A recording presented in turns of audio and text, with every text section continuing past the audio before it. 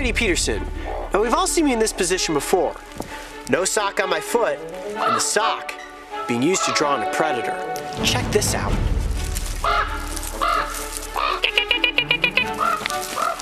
Oh, that right there is a baby red fox.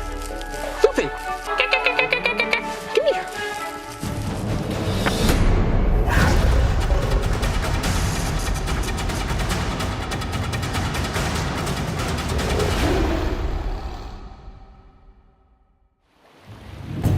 Working with animals can be incredibly difficult, especially when you're hoping to encounter them in the wild and have an up-close interaction that is captured on camera.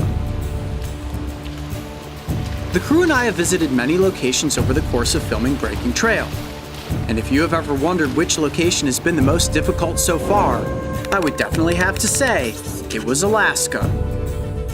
This far northern state is considered to be the last true frontier, and trust me when I say, the environment posed incredible challenges. From the vast lakes, which we explored by kayak, to the rushing glacial melt streams that were nearly impossible to forge without getting soaked by icy cold water. Then there were the incredibly dense forests. Built with ancient trees and thick plants, this habitat provided the perfect hiding places for native wildlife. So I climbed up on top of this stump here, searching the forest. Check out this vantage point. Wow, that is just trees as far as the eye can see.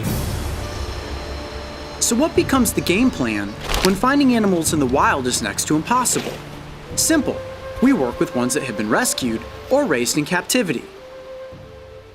Today we will be working at Steve Krochel's Wildlife Sanctuary, which is home to many different mammal species, including moose, weasels, and even a wolverine. In my opinion, mammals are the most difficult animals to work with because they very rarely want to be held, and getting them to sit still for the cameras is next to impossible. And while in the past I have worked with giant grizzly bears, ferocious badgers, and spring-loaded bobcats, nothing would challenge me and the crew more than an incredibly adorable baby red fox named Lupin. Now, one of the toughest things about working with a fox is that a fox wants to move around as much as possible. So right now we are inside of Lupin's enclosure, and you can see this looks completely natural. You can barely even tell that we're in her enclosed environment. And here she comes, Lupin. She's very excited to have us in here. Come here, you. As soon as she starts to calm down, I have a good feeling that she'll probably come close for the cameras, but at the moment, we have to let her get acclimated to us being in here. There you are. Are you gonna come hang out with me? Right about now, I am sure you are wondering, what in the world are those noises Coyote is making? Well, they're fox calls that Steve taught me.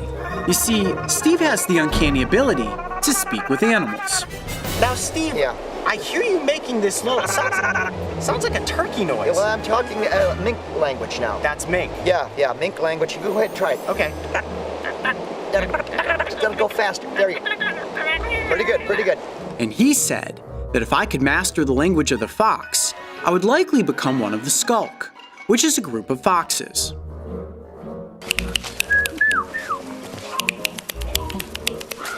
Here you are, hello.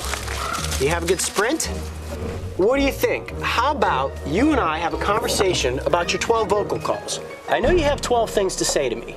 My fox lingo was a bit off, so then we tried a fox toy. Just a simple duck wing tied to a stick. That is what you call fishing for a fox right there. Oh, you almost had it. I'm doing my best to keep her attention. Hi, good afternoon.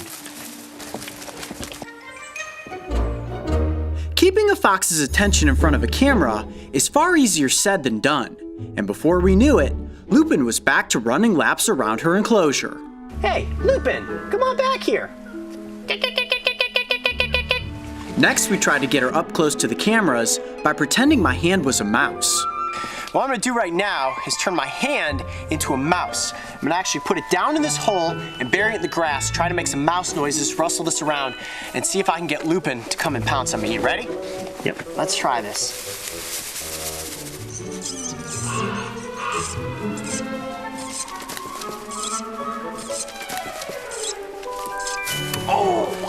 It worked! And she bit right down on the tip of my finger, only to find that it isn't actually a mouse. Well, that was pretty cool. All right, well, apparently I can speak mouse. Haven't quite yet learned how to speak fox. We had some pretty good success at first, until she figured out that she couldn't eat my fingers.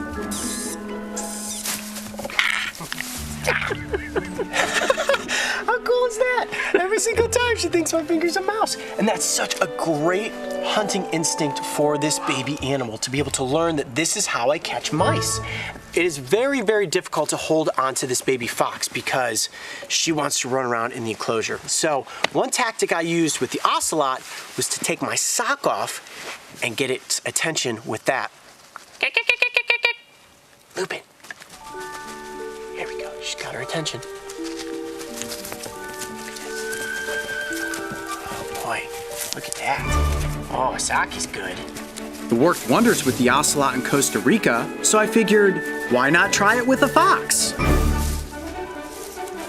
Get that sock. Now, if I was one of her litter mates and I found something out there in the wild, like a hunter who left a sock behind, this would be a great toy to play with. This fox is incredibly playful, and at this age, that's natural, but even adult foxes, you'll see running around out in fields, prancing, hopping, playing fun games.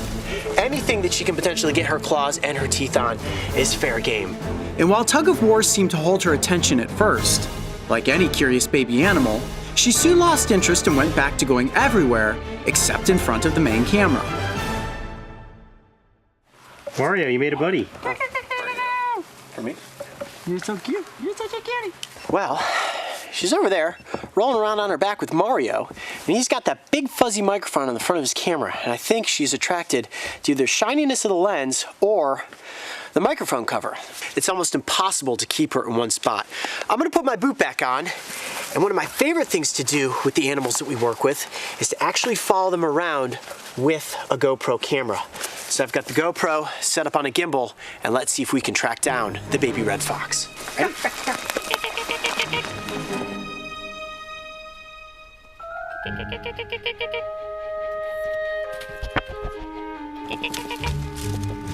The red fox is one of the most elusive animals in the world, and I would say in my lifetime I've probably only ever seen 5 fox in the wild, and even when you do see them, it's only for a brief second. So if you do happen to encounter a fox, consider yourself lucky.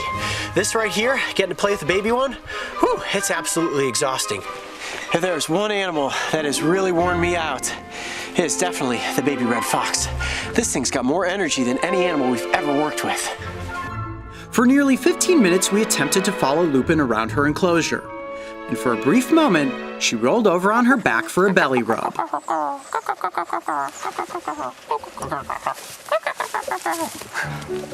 Oh, there she goes. That's about the closest we've been all day. Pretty cool, palling around with a baby red fox. I'm Coyote Peterson. Be brave. Stay wild. We'll see you on the next adventure. Like I said in the beginning, filming with mammals is incredibly difficult.